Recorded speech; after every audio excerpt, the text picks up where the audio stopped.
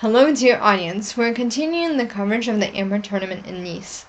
The hero of the third round was Carlsen, who beat Anand 1.5 to half a point. After 3 days, the leaders are still Alexander Morozevich and Levon Aronian, each with 4 points. Let's take a look at the game Anand versus Carlsen.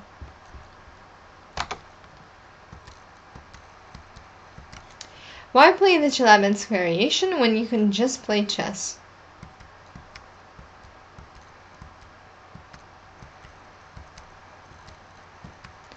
Modestly played.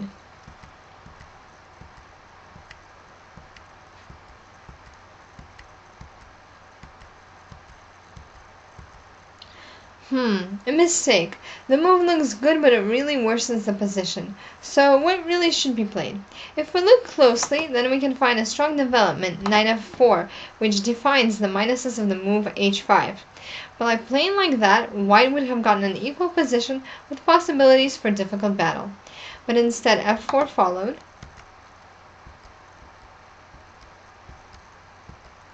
White is moving the pieces closer together.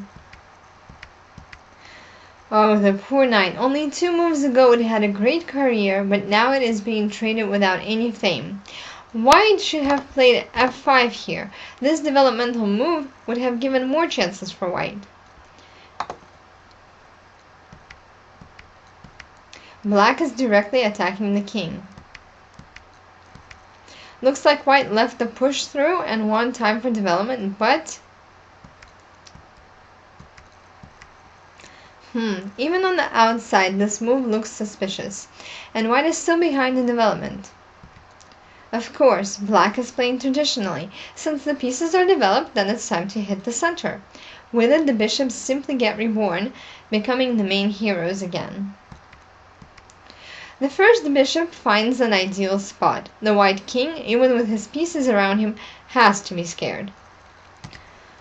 Look at this bishop, how selfish. He's not thinking about anyone else, he just wants to become free as soon as possible. Here, it was important to immediately put the little light-squared bishop, I can't call him the big bishop in comparison with the animal on d5, onto g2, trying to organize a counterattack. A simple tactic, but if we remember that the game is played blindfolded, what can I say? Good job, Magnus. It's not important to be a world champion. To calculate the simple variation here, instead of queen g3, if f takes g5, bishop takes f3, queen takes f3, and queen h2, mate. So queen g3, a practical decision. The black pawns are breaking through the opponent's defense. The last tactical move. Magnus is demonstrating perfection. Well, it's always pleasant to see a logical ending of a well-played game. And here white resigned. A good game. Great learning material. In analysis, I couldn't find anything more strengthening for black. And that means that Magnus played most ideally. Taking into account the type of the game, blindfolded chess, it's absolutely incredible. I'm starting yet another story about how Levon Aronian wins another game from an elite grand. How? How can he do it yet again, asks the reader. And I answer, of course with the help of cheap tactics. So let's start with the position that you see on the screen right now and move 40. Queen c2.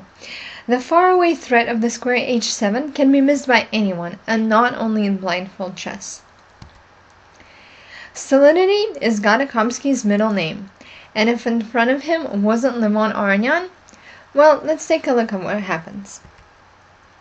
From the chess point of view, this move deserves not 1, but 2 question marks, since it forces a loss. Though since it happens so often in the games of the great Armenian chess player, this lame sacrifice actually became the first step to the win. It was important to break the situation. In other cases, black would have simply slowly realized his extra exchange. And it began.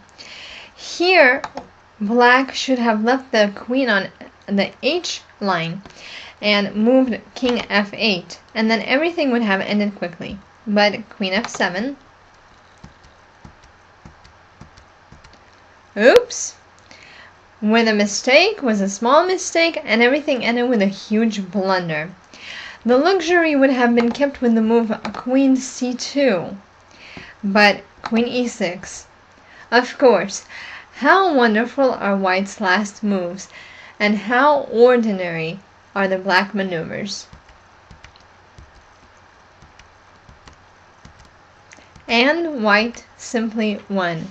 Thank you so much for your attention, dear audience. We'll see you again very soon.